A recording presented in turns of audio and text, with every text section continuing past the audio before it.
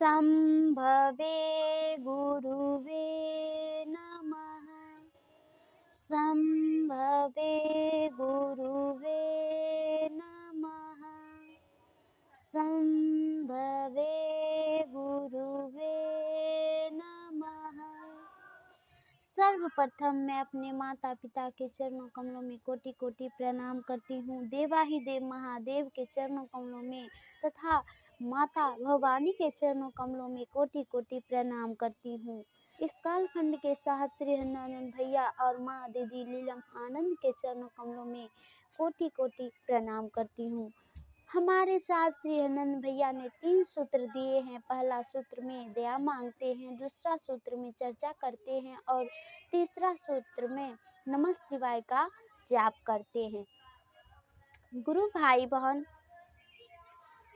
आज हम बहुत ही सुंदर शिव गुरु महादेव का चर्चा कथा लेकर के आई हूँ और सभी हमारे YouTube चैनल के माध्यम से जितने भी गुरु भाई बहन हैं, छोटे बड़े जितने भी गण हैं, श्रोतागण, सभी के चरणों कमलों में कोटि कोटि प्रणाम करती हूँ। धरती माता के चरणों कमलों में कोटि कोटि प्रणाम करती हूँ तथा जितने भी जीव जंतु है, प्राणी है, सभी के चरणों कमलों में कोटि कोटि प्रणाम करती हूँ। मेरा प्रणाम सबको स्वीकार हो।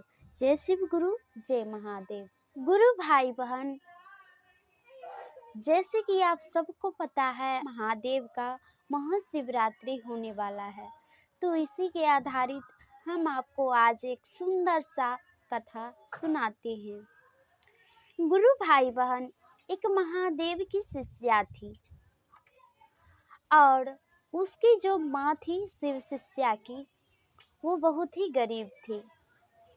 बेचारी कभी भी भगवान की भक्ति के बारे में जानी ही नहीं थी, नहीं वो भक्ति करती थी। उसको इतना विपत्ति आ गया, इतना विपत्ति आ गया कि अंतिम में उसका परिवार सब कुछ वो छोड़ छाड़ के वो महादेव के मंदिर में आ गई और वो पेट से थी। गुरु भाई बहन, उसके सास ससुर, देवर, जेठ जो भी थे, उसका पति, जो भी कोई था सदस्य ससुराल में, सब कोई उसे घर से निकाल दिया। गुरु भाई बहन, क्यों निकाला गया? क्योंकि शिव शिष्या की माँ जो थी वो बहुत ही गरीब परिवार से थी। वो सब दिन कड़ी मेहनत करती थी, उसके परिवार वाला। तब जाके शिव शिष्या की माँ का शादी विवाह हुआ और वो भगवान की भक्ति के बारे में नहीं जानती थी। जब उसके परिवार घर जो है ससुराल वाला उससे दहेज मांगने लगा, कहने लगा कि तेरे माता पिता ने विवाह जब किया तो दहेज नहीं दिया और अब जो है पता नहीं तुम माँ बनने वाली है तो बेटी को जन्म देगी या बेटा को देगी, ये तो हम कह नहीं सकते हैं। बाकी अगर बेटी को जन्म देगी तो हम तो कंगाल हो जाएंगे, क्योंकि तेरे माता पिता तो दहेज भी नहीं दिए, ऐसे ही शादी कर दिए और ऊपर से कहीं बेटी को जन्म दे दी तो फिर और मेरा परिवार को बोझा हो जाएगा तेरी बेटी, इसलिए घर से निकल जा।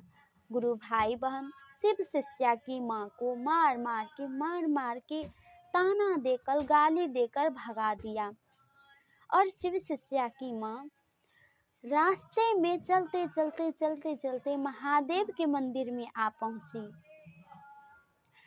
तभी वो क्या देखती है कि महादेव के मंदिर में कुछ जीव जंतु हैं जो कि महादेव के मंदिर में भगवान शिव के शिवलिंग के पास अपना माथा टेक रहे हैं। गुरु भाई बहन, जब शिव शिष्या की माँ यह देखी तो गुरु भाई बहन उसको लगा कि जरूर ये भगवान हैं, तब तो इनके शरण में आए हैं जीव जंतु और हम तो ठहरे मनुष्य, मेरे तो ससुराल वाला भी घर से निकाल दिया, अब हम कहाँ जाएंगे? भगवान के ही शरण में रहेंगे और हम भी भगवान के पास भगवान के शरण में अपना शीश झुका करके भगवान से विनती करेंगे कि हे महादेव, मेरे ऊपर दया कीजिए आप। गुरु भाई बहन, शिव शिष्या की माँ महादेव के मंदिर में पहुंची और वो भी अपना शीश नवा करके महादेव से कहती है, हे प्रभु, आज तक ले हम कभी भी आपकी भक्ति आराधना नहीं किए हैं, भक्ति के बारे में जानते भी नहीं हैं। बाकी कहा जाता है कि पत्थर में भी भगवान निवास करते हैं, इसलिए से हम आपकी आराधना करते हैं प्रभु। आप जहाँ कहीं भी हैं तो आप मेरी सहायता कीजिए प्रभु, मेरा अब कोई सहारा नहीं है। हम निर्घर हो गए हैं, हमको घर से निकाल दिया गया है। गुरु भाई बहन, महादेव शिव शिष्या की माँ के ऊपर दया बरसाएं। महादेव उसके लिए एक सुंदर सा झोपड़ी बना दिए। गुरु भाई बहन, शिव शिष्या जब यह दृश्य देखी तो बहुत ही खुश हो गई और वो गुरु भाई बहन महादेव के पास के मंदिर के पास ही झोपड़ी जो बनाए महादेव, उसमें अब वो रहने लगी।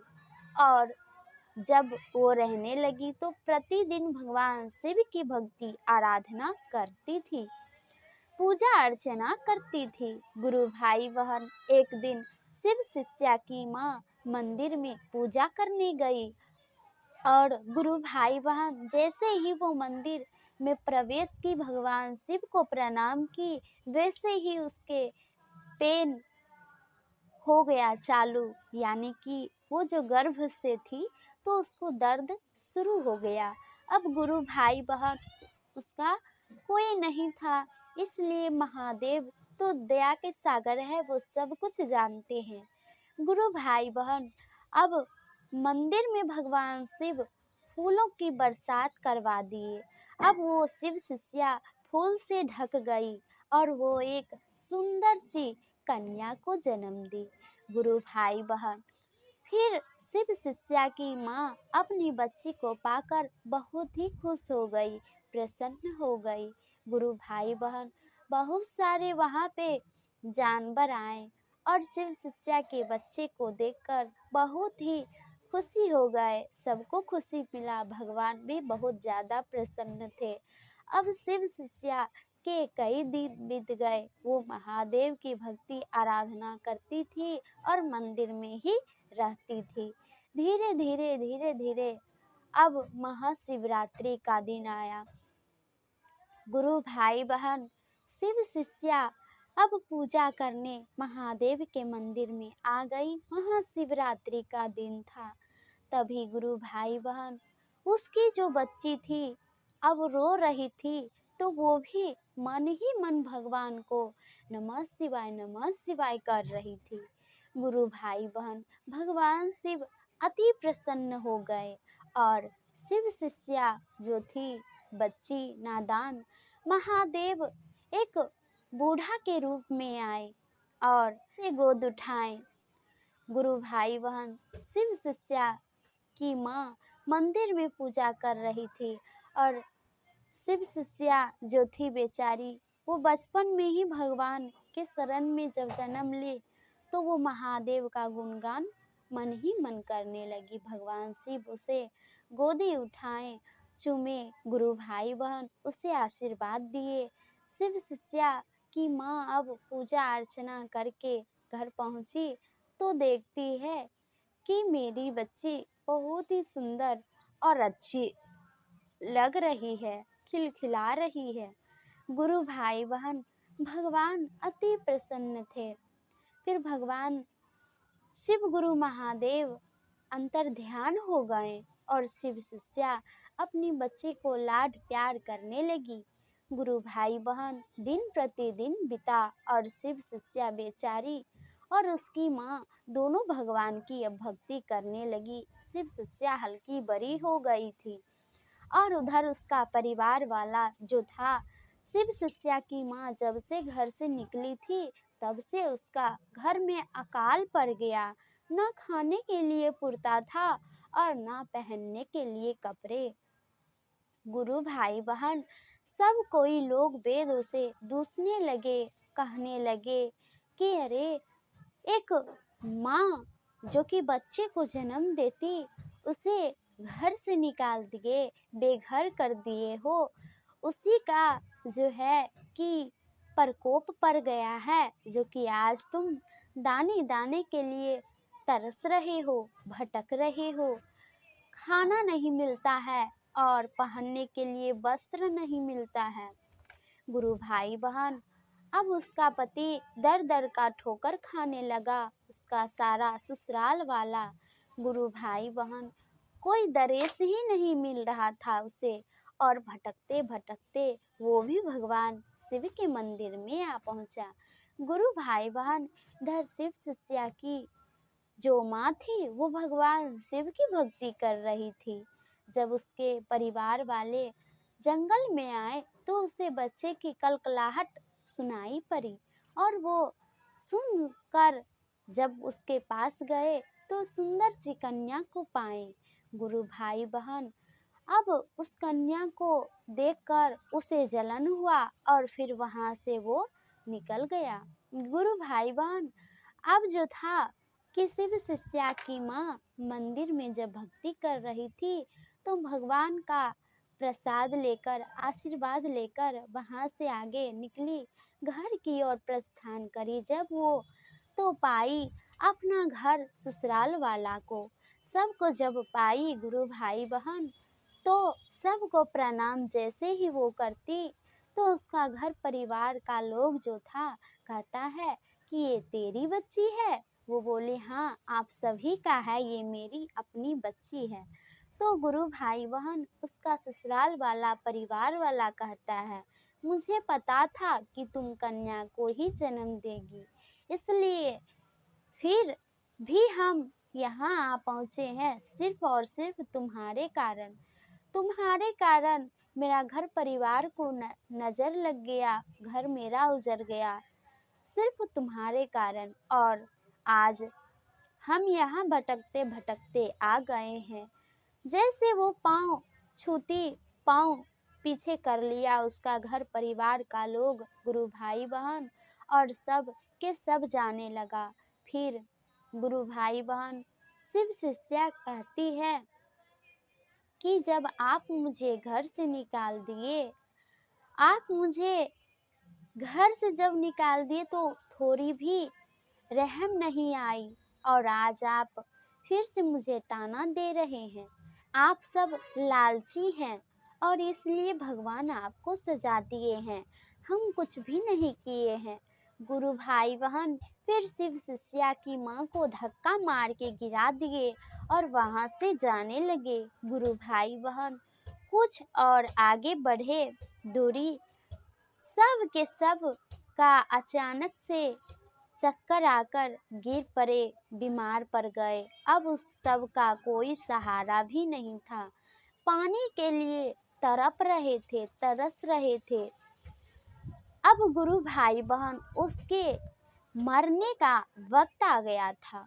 तो गुरु भाई बहन जो छोटी सी शिव शिष्या थी वो कहने का आवाज सुनी और भगवान शिव के पास गई। जो जल उसकी माँ प्रतिदिन महादेव को अर्पित करती थी, अभिषेक करती थी महादेव का, वो जल एक महादेव के शिवलिंग से हो करके छोटे से गड्ढे में जा रहा था।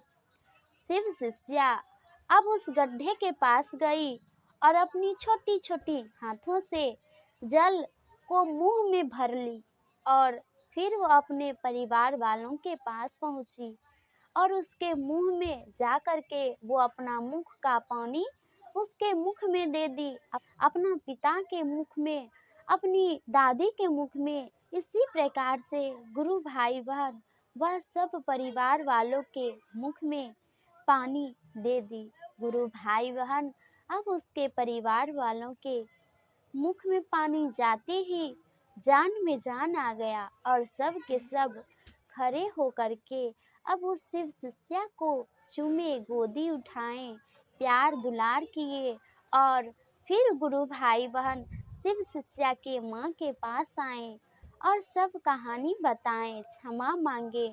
फिर उसकी माँ कहती है कि जो बेटी को लेकर के आप भारी समझते थे, आज उसी के वजह से आपका जान बच गया है।